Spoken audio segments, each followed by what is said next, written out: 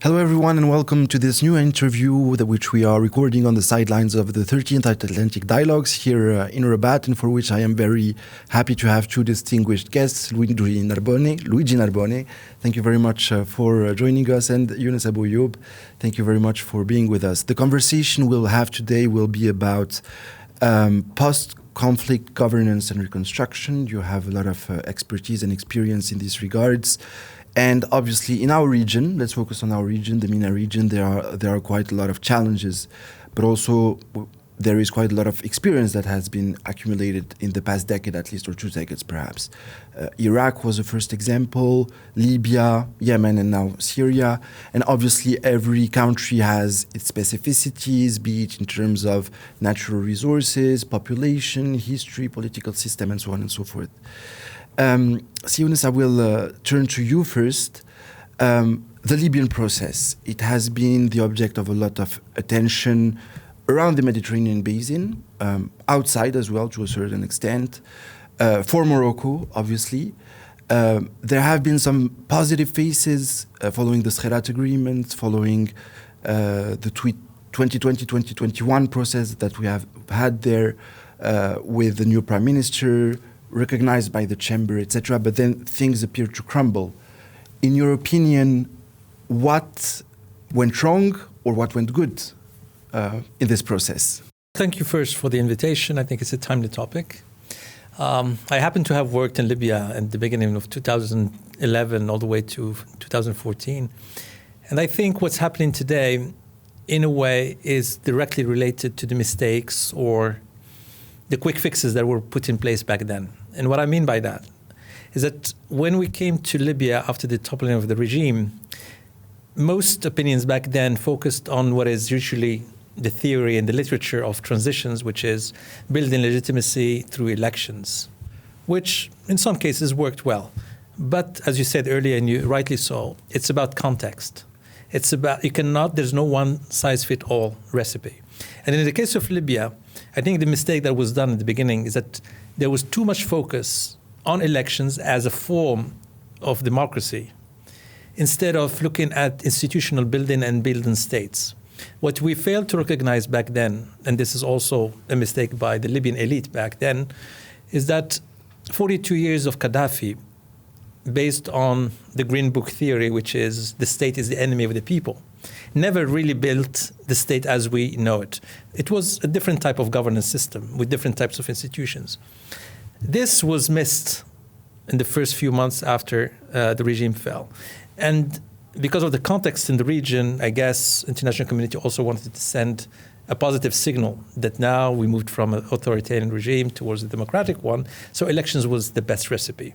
But what we failed to understand, on which you would put a government that will be the result of those elections, because you don't have the institutional pillars, which are the state. The state is that bigger framework within which government change. But if you don't have that framework that should be stable, you won't be able to do it. Which means that years down the line today, we ended up having governments, but no states. One government in the east, one government in the west, change power relationships, power agreements, deals, but we still have not achieved the main problem, which is the issue of state building. That's why, until today, all these attempts to reform will be faced by the same problem because we didn't do our homework at the beginning.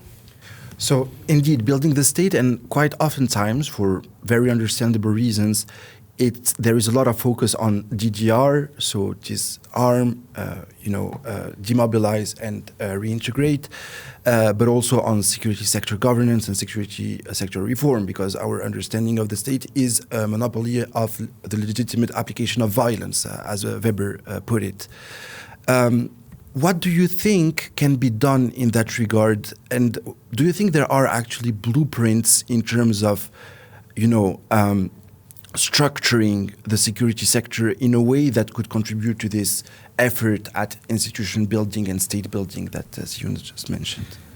Well, again, each case is different. I think all the blueprint to try to address the issue of security sector reform appear to be have failed in most cases. It's one of the most complicated issues. I would say that we should look at the post-conflict reconstruction and state building as a in a holistic way, in a comprehensive manner. It's very difficult to isolate parts. There is a tendency from the parts of the international community to divide it in different tracks and then focus, obviously, on what is considered the most important, which is the power sharing mechanism, what gives legitimacy to the political power, and leave the rest aside. And then, obviously, time and again we get into troubles. In Libya, it's clearly extremely difficult to talk about addressing the security sector with the presence of the militias. They're all linked to different political forces. The division of the country in two parts. Even military attempts to reunify the country have failed repeatedly, and so now we are at the moment in which perhaps there is a need for a fresh look at how to address the political issues, the political process in Libya in a holistic manner.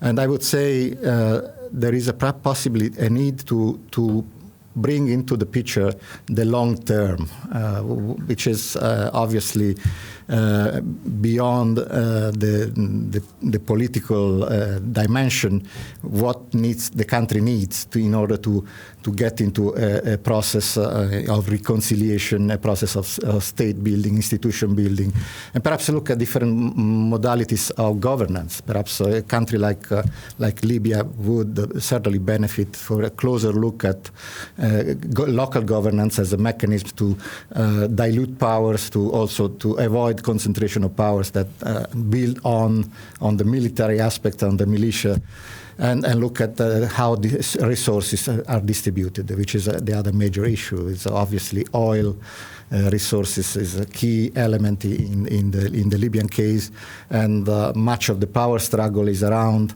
how to take hold of our resources, and unless we get into that issue through governance and institution building, is going to be very difficult to exit this cycle. Okay. So 2 points that particularly drew my attention here. The first one is local government, so some sort of bottom-up, which has been advocated for many times, particularly in the case of Libya. So I would like to have your take on this, knowing that some people say that actually local government may actually increase the pressure at the local level as well. So this point. And the second point is the siloed approach to things. But at the same time, my impression, at least, and I would very much like to have your opinion on this, your take on this, but my impression is that the Berlin process was designed in a way that would sort of integrate the different components, right? So there was an economic track, a political track, and a security track. And the idea was for the special envoy of the United Nations, well, the Secretary General of UNIFIL, UNISMIL, yes, thank you, to coordinate these different tracks. So what went wrong in that case? Because do you think it was still too siloed? The silo problem exists everywhere, unfortunately, in terms of international community interventions. That's what we invented, this new paradigm called the triple nexus approach, which links humanitarian intervention with peace building and development. In theory, it works well, but it's very difficult to do it in practice because old reflexes are very difficult, or old habits to change. Plus, coordinating the international community is not that easy because it's normal. Different countries have different interests, different perspective.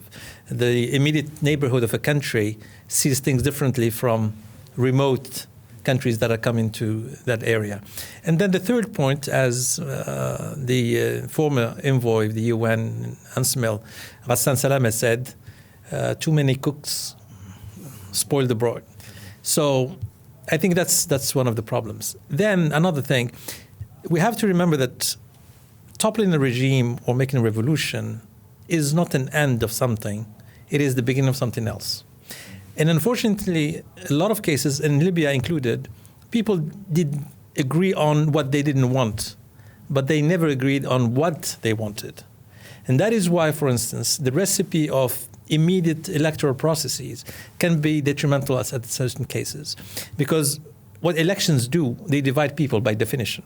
You're from the right or from the left, you have certain ideologies, some people believe in the market-based type of economy, others do not. So, and in the case of Libya, because you didn't have that political culture, so the divide was immediately based on kinship or affiliation to the region. And let's not forget that Libya are 3 different provinces that were put together by a UN resolution in 1951. Cyrenaica, Fezzan, and Tripolitania, which these 3 colors of the flag represents today. So, and the longer you last in not making definitive solutions for the future, the realities on the ground get consolidated. And those who have certain interest become entrenched in the power. And the war economy develops, and then interests become entrenched. So with time, those who are interested in keeping the status quo become spoilers. And what type of incentives do they have to leave their spots for the next generation of leaders?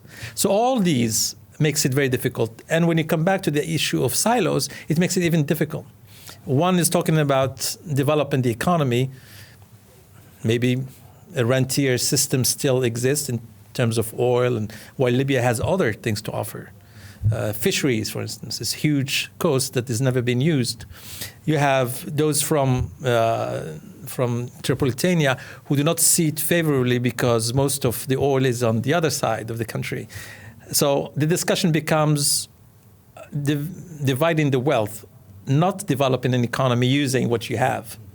So, and the last point I would like to make, if you do not have a national agreement of where we want to go, and that's what was missing in Libya, there was never a serious national dialogue. So that's why the drafting constitution never reached a definite result, because there's no agreement on the basics. How do we govern these 3 different provinces? Is it a federal system? Because there is those who believe in the federal system. Is it going to be a centralized state like they used to be during Gaddafi or during the monarchy? So all these issues have never been discussed. And as you said earlier, we're still in that mentality of or mindset of power sharing agreements that will only provide us with quick fixes for now, but do not resolve the problem on the long term. Plus the silo mentality, which complicate things. If I can interject, I think very interesting points. On the elections, obviously, we've seen it repeatedly. At different points in time, elections were called, and then they failed. I mean, even to be held, and there is an issue there. It's one that elections lead to fragmentation and polarization, but also it's the lack of guarantees between the various parties, because with elections the winner takes all, and who loses is out of the game completely. And in a case like Libya, obviously this feeds concerns and feeds continuous polarization, and can obviously continue to feed the conflict itself. And we've seen it repeatedly. Secondly, I very much agree on the need for Libyans to talk to discuss the basis of the social contract. What are the basic criteria on which they want to build a nation? And those were never discussed because of the history of the country, and because of the differences within the countries, between regions, and even within regions. It's a very diverse country.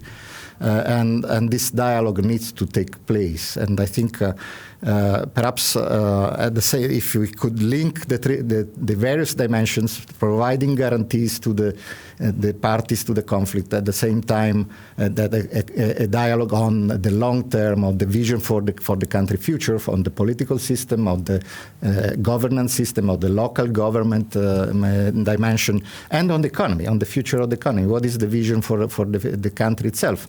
It's quite striking when you talk to Libyans.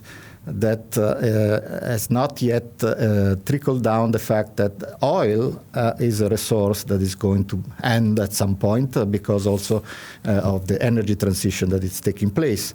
But this needs to become part of the conversation and needs to become part of the vision for the future. And all those elements perhaps need to be reinforced and put together through a national dialogue that looks at these dimensions in a very comprehensive way. One of the glimmer of hopes that we've had in a region that has been affected by mass atrocities really was the recent fall of the Assad regime in Syria. So far, we've seen a conjunction of many positive signs. And I'm talking about the way the rebels themselves have been acting, well, the new authorities in Damascus have been acting, the messages, the way the renditions by the government forces, the former loyalist forces happened, and so on and so forth. But I'm also talking about the apparently positive role that the international community appears to be willing to play for now. I mean, the United States could have had a much harsher position. It was not the case. They insisted on making sure that everything takes place orderly for an inclusive transition model, etc. And this also applies to a certain extent to Gulf countries, the UAE, which could have behaved completely differently, Russia, the Europeans, and so on and so forth. What, according to, do you see things as positively as I just portrayed them? And obviously the situation is very complicated. They are out of 54 years of a very difficult and very harsh, brutal regime. So what is your take on developments in Syria? Well, we'll start by saying all that shines is not gold. I think we do have an image that looks a little bit rosy. But let's be careful, because we had the same image back in 2003 when Saddam Hussein fell. And there were a lot of promises made, but we forgot about the mosaics of the country, about its context, and the different regional players back in that time. Syria is a little bit like that model. It's a mosaic of ethnicities, of religious groups. It has the Kurdish problem up north. It has Israel in the south. It has Lebanon with all its complications.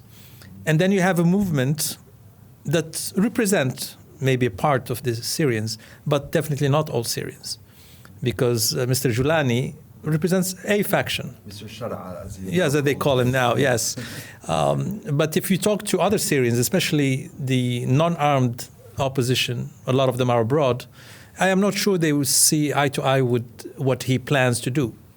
And we already, I think, in my opinion, we already see some signs that do not look good. For instance, the mistake that was made in Iraq when the army was dismantled opened the door for a plethora of armed groups and a lot of violence afterwards. Now, we don't know what the new authorities will do with the army.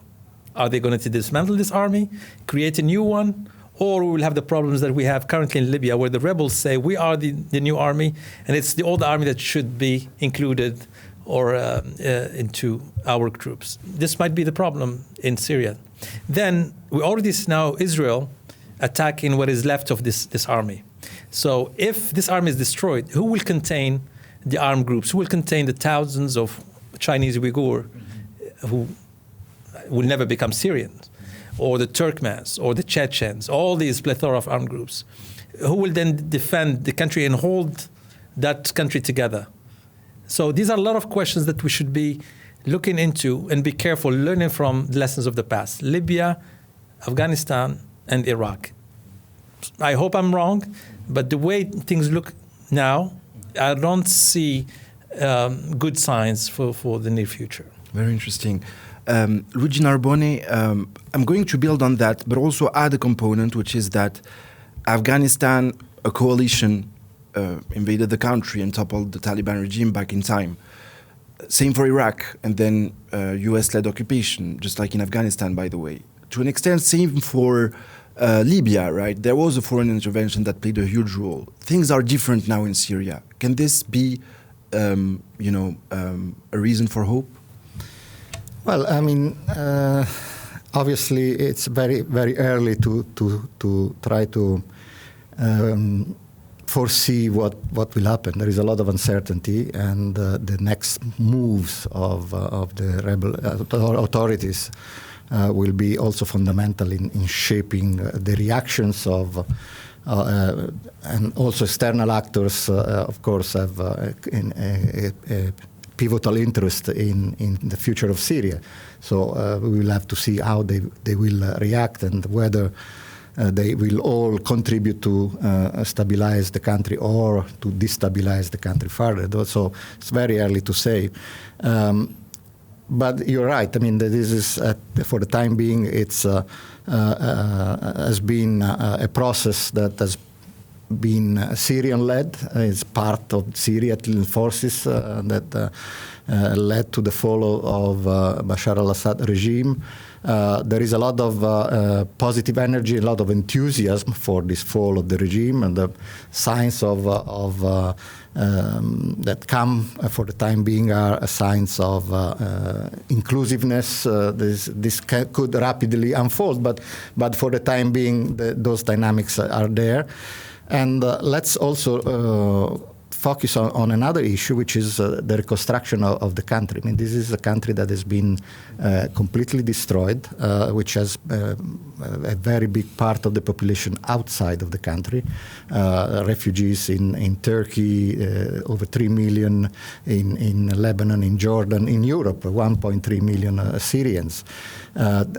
For the time being, there is enthusiasm amongst the diaspora. I mean, and we know that they also represent the very diverse fabric of Syrian society, but they also have a lot of skills and even money that could go back to Syria and contribute to reconstruction.